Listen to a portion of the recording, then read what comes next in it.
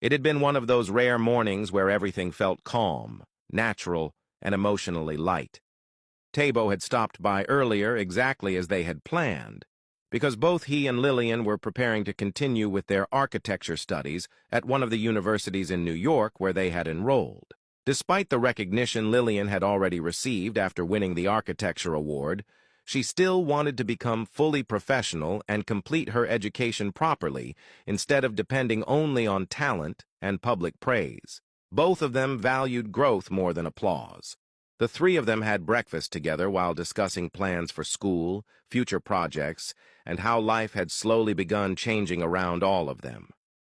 Tom watched the way Lillian and Tabo naturally understood each other whenever architecture was mentioned.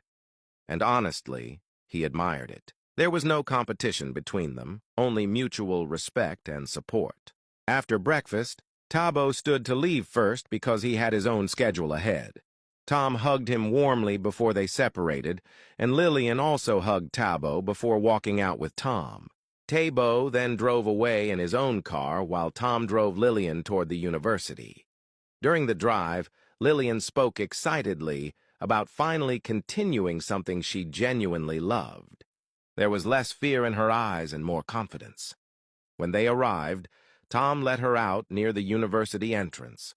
Later that morning, Tom finally arrived at his office.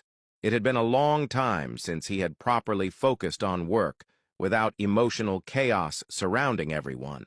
Still, the responsibilities waiting for him were serious, and today was especially important. He immediately called Mark.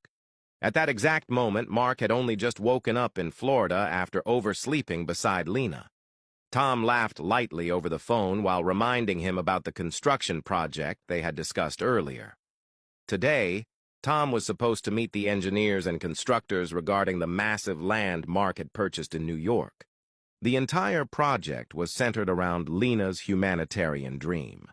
Mark wanted to build orphanages, a school, a kindergarten, and a medical facility all within one connected area so that children would grow in one complete environment instead of being separated across different places.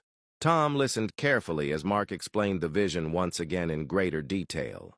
Everything Mark was doing had one purpose behind it. He wanted Lena's mission to continue without constantly forcing her to travel endlessly across different countries and remain away from him for long periods. Instead of watching her struggle alone while trying to save children around the world, Mark wanted to bring the project closer to where she could remain emotionally stable and safe. "You really thought this through," Tom finally said calmly.